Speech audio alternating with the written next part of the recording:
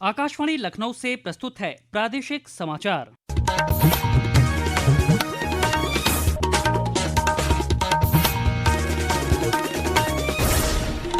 मुख्य समाचार। प्रधानमंत्री नरेंद्र मोदी ने कहा, केंद्रीय मंत्रिमंडल द्वारा शहरी चुनौती कोष को स्वीकृति से उच्च गुणवत्ता वाली शहरी अवसंरचना का होगा निर्माण और शहर बनेंगे देश के आर्थिक विकास के प्रमुख प्रेरक। रेल मंत्रालय लंबी दूरी के ट्रेनों के सामान्य कोचों में स्वच्छता बढ़ाने के लिए शुरू करेगा नए सुधार। रेल मंत्री अश्विनी वैष्णव ने कहा, ट्रेनों में 1 से 1.5 घंटे के अंतराल पर होगी सफाई। महाशिवरात्रि पर आज शिव मंदिरों में उमड़े भक्त। मुख्यमंत्री योगी आदित्यनाथ ने गोरखनाथ मंदिर में रुद्राभिषेक कर प्रदेशवासियों के सुख समृद्धि की कामना की। प्रयागराज माघ मेले के अंतिम स्नान पर आज देर शाम तक 40 लाख से अधिक श्रद्धालुओं ने संगम में लगाई आस्था की डुबकी। सुरक्षा के किए गए विशेष प्रबंध। और बांदा में 3 दिवसीय कलिंजर महोत्सव शुरू। सांस्कृतिक कार्यक्रमों के माध्यम से राज्य की समृद्ध और सांस्कृतिक विरासत का किया जा रहा है प्रदर्शन। नमस्कार, प्रदेश के समाचारों के साथ मैं शैलेंद्र और अब समाचार विस्तार से। प्रधानमंत्री नरेंद्र मोदी ने 1 लाख करोड़ रुपए के शहरी चुनौती कोष यूसीएफ को स्वीकृति दिए जाने के लिए केंद्रीय मंत्रिमंडल की सराहना की है। एक सोशल मीडिया पोस्ट में उन्होंने कहा कि कोष उच्च गुणवत्ता वाली शहरी अवसंरचना प्रदान करने के लिए बाजार वित्त, निजी भागीदारी और नागरिक केंद्रित सुधारों का उपयोग करेगा।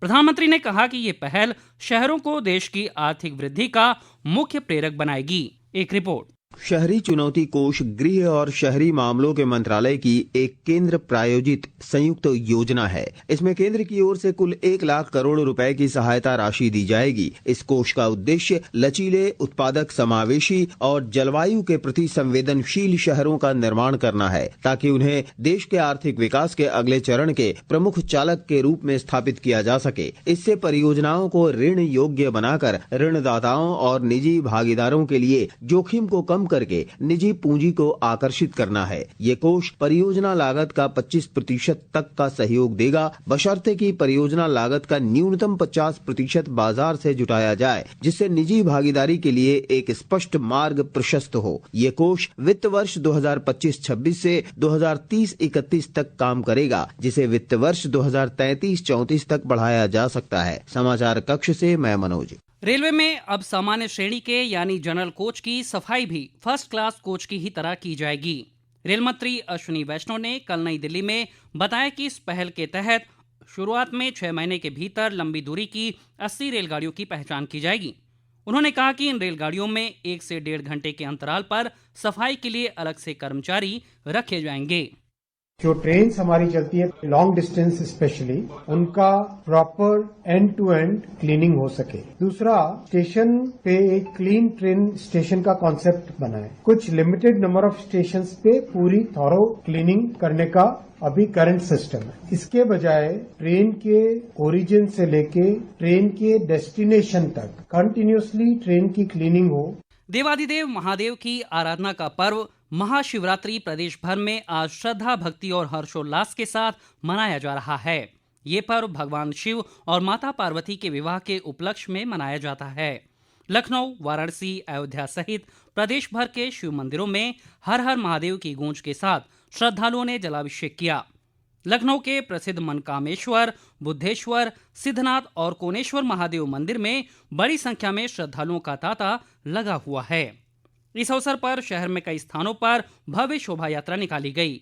वहीं बाराबंकी के प्रसिद्ध लोधेश्वर महादेव मंदिर में दर्शन पूजन के लिए विभिन्न जनपदों से आए कांवड़ियों और श्रद्धालुओं की लंबी कतारें लगी हुई हैं।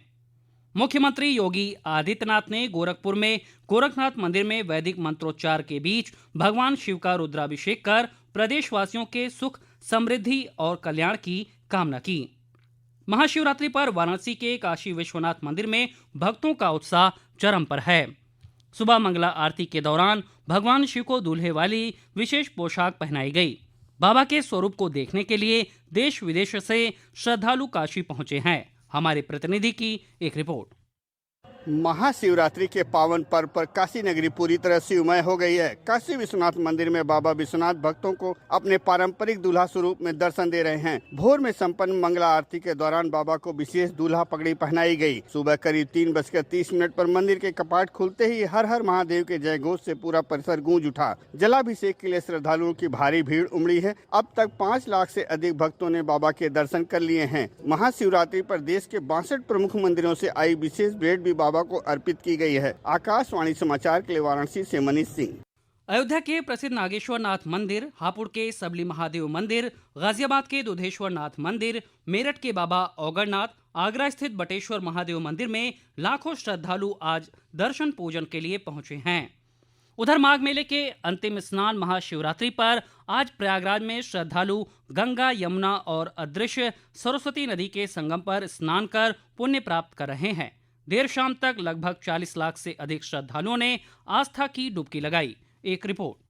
संगम तट पर भोर से ही श्रद्धालु हर हर महादेव के जय घोष के साथ पवित्र त्रिवेणी में पुण्य की डुबकी लगा रहे हैं। महाशिवरात्रि पर्व के साथ माघ मेले का भी आज से औपचारिक समापन हो जाएगा। महाशिवरात्रि के पावन स्नान पर्व पर देर शाम तक लगभग 36 लाख से अधिक लोगों ने आस्था की डुबकी लगाई। वहीं महाशिवरात्रि के अवसर पर प्रयागराज के प्रसिद्ध शिव मंदिरों में मनकामेश्वर, पांडेश्वर धाम, ललितेश्वर मंदिर में दर्शन पूजन का क्रम सुबह से जारी है। प्रवीण मिश्र, आकाशवाणी समाचार, प्रयागराज। राज्यपाल आनंदीबेन पटेल और मुख्यमंत्री योगी आदित्यनाथ ने प्रदेशवासियों को महाशिवरात्रि पर्व की बधाई दी है। ये समाचार आप आकाशवाणी लखनऊ से सुन रहे हैं। ताज़ा समाचार जानने के लिए आप हमारी वेबसाइट newsonair.gov.in पर लॉगिन कर सकते हैं। इसके साथ ही आप प्रादेशिक समाचारों का ये बुलेटिन हमारे YouTube channel news on AIR Lucknow पर भी सुन सकते हैं।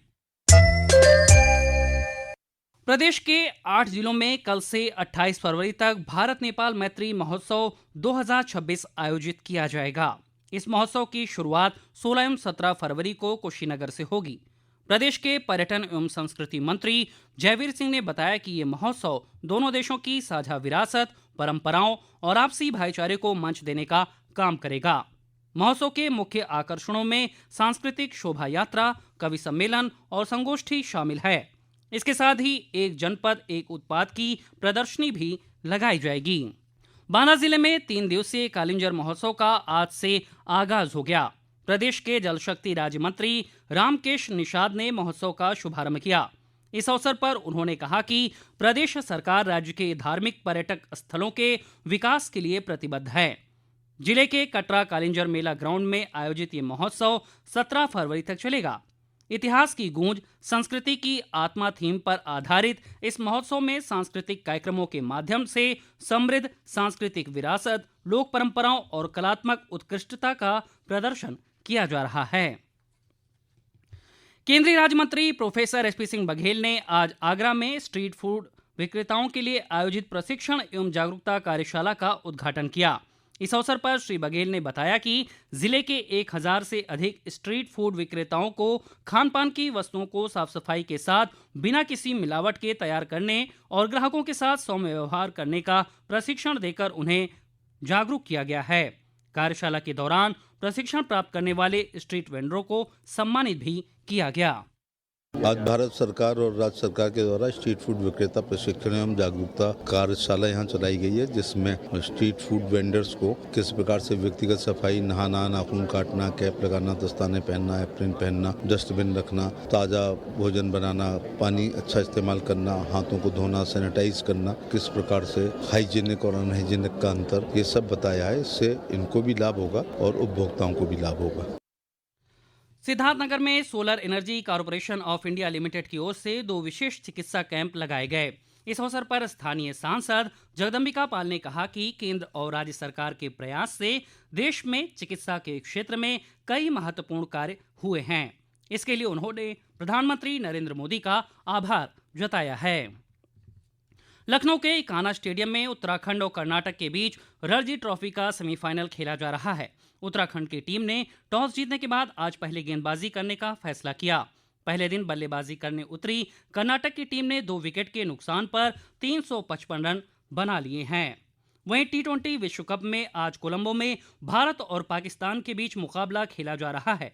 पाकिस्तान ने टॉस जीतकर पहले गेंदबाजी करने का फैसला किया है। और अंत में मुख्य समाचार एक बार फिर।